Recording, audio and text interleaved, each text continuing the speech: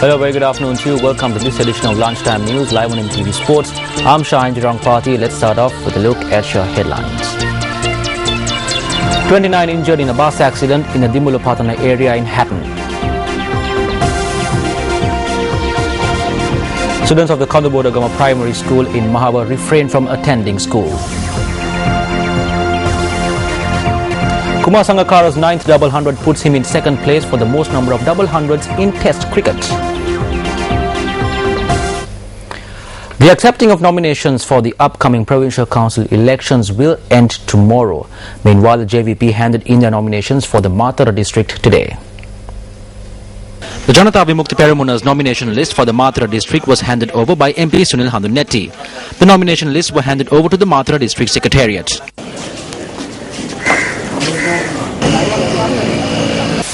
විශේෂයෙන් අපේ ලැයිස්තුවේ නැහැ රටට අපරාධ කරපු ඒ වගේම We don't have any persons on our list who have committed crimes against the country. People who imported drugs, ethanol, people who brought in casinos and profited from them. We don't have any racketeers. We don't have any actors or actresses who are being put in because they can't get their votes. We are fielding a talented group of candidates who will work with the people and will be able to reveal corruption at all institutions. සුදුසුකම් තියෙන දක්ෂ කණ්ඩායමක්. On a related note, the Complaint Centre of the Election Secretariat says that they have received 49 complaints with regard to the Western and Southern Provincial Council elections. A majority of the complaints received currently are on the transfer of state officials and promotions, with the number standing at 20. Now, 13 complaints have been received from the Colombo district, 7 from Kalutara, 3 complaints each from Gaul and Matara, and 7 complaints from the Hambantota district. On to other local news, 29 people have been injured in a bus accident which occurred in the Maldenia Road in Hatton at dawn today. The police said that amongst those injured are 12 women and 4 children. While the injured have been admitted to the Maldenia hospital, 12 of the injured who are in critical condition have been transferred to the Navalapitiya hospital. The police said that the victims in the bus were returning from a funeral when the accident took place. The Department of Wildlife and Conservation notes that a total of around 203 elephants have died during the past year as a result of various accidents. Now, the department further adds that a large number of elephant deaths were reported due to train accidents. Now, today as well, an elephant died following a collision with a train. The elephant died after colliding with a train in the Kitul-Utua area. According to a correspondent in the area, the elephant had suffered severe injuries. The 20-year-old pachyderm collided with the train flying from Colombo to Trincomalee. The wildlife officers in Kirithale commenced investigations on the dead pachyderm. Area residents note that these accidents occur frequently in the area.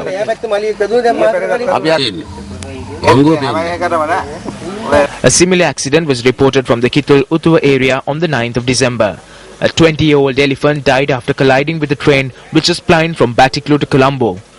Area residents point out that although the area is known for a high presence of elephants, no steps have been taken to avoid such accidents. And making headlines this afternoon, students of the Kadubodagama Primary School in the Mahava Education Zone refrained from attending school today. Now, parents and students charge that there aren't sufficient teachers in the school. Although it was a normal school day, this was the situation at the Kadubodagama Primary School this morning. It was just the school staff and one student who had arrived at the school today. Parents of the students state that they did not allow their children to attend school in protest against an issue that cropped up yesterday when demanding that more teachers be provided to the school. Now, 2 individuals went missing yesterday while bathing in Crow Island. The body of one of the individuals was found today. Now, according to our correspondent, search operations are underway to look for the other person that went missing. The 2 individuals went missing at around 4:30 last evening while bathing in Crow Island. Search operations began last afternoon. The remains of one person was discovered this morning. The remains have been identified as that of 19-year-old Yogeshwaran from Bhagavantalava. According to the police, the other missing youth has been identified as 17-year-old T. Prasad, a resident of Dikkoya. Meanwhile, search operations are underway to find the 2 persons that went missing while bathing in Benthada Beach.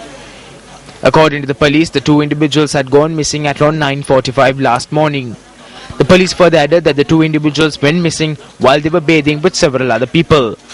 The missing two persons are 16-year-old Mohammed Ikram from Maradana and 17-year-old Mohammed Jeming from Maliga Kanda. The parents of an infant whose remains were found in an abandoned plot of land in the Rajanganayaya 14 area have been arrested. According to the police, it has been revealed that the father of the infant had murdered the child at birth. The couple who were arrested are due to be produced before the Tambute Gama Magistrates Court. The police said that the father is 33 years old while the mother of the infant is 25.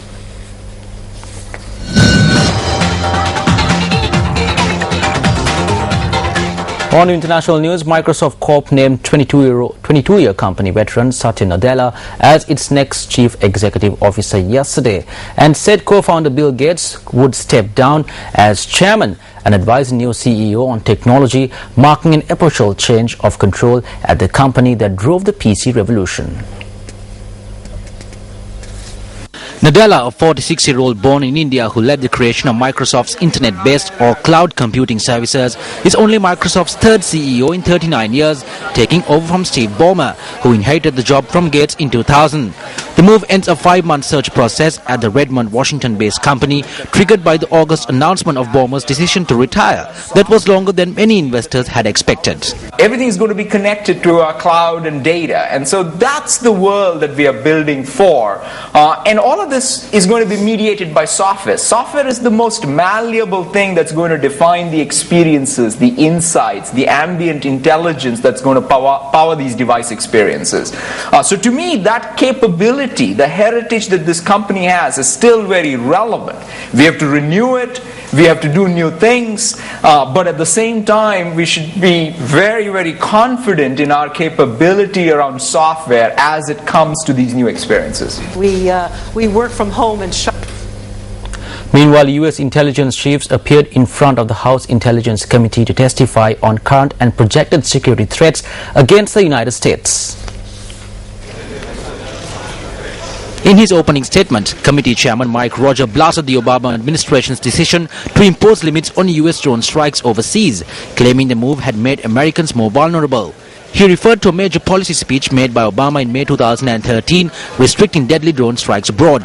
Obama said the United States would only use these drone strikes when a threat was continuing and imminent, a nuanced change from the previous policy of launching strikes against a significant threat. The President's May 2013 policy changes for the U.S. targeted strikes are an utter and complete failure, and they leave Americans' lives at risk. Those changes, while sounding nice in a speech, are today, right now, endangering the lives of Americans at home and our military overseas in a way that is frustrating to our allies and frustrating to those of us who engage in the oversight of our classified activities.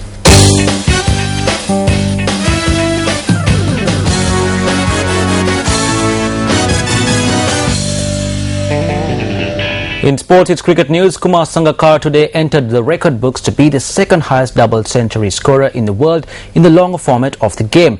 Now, this is incidentally his 9th double century in Test cricket, and he achieved this feat on day 2 of the second Test against Bangladesh in Chittagong. Now, Sri Lanka continuing to bat in their first innings from where they left off yesterday, were 489 runs for the loss of 7 wickets a short while ago. Now, Sri Lanka resumed play with an overnight score of 314 for the loss of 5 wickets. Sangakkara, playing his 122nd Test, reached the milestone of his 9th double century in just 301 deliveries. Former West Indies star batsman Brian Lara also has 9 Test double centuries to his name. Sangakkara is behind Sir Donald Bradman, who tops the list with 12 double centuries. Mahalaja Warduna is 5th in that list with 7 double centuries in Test cricket.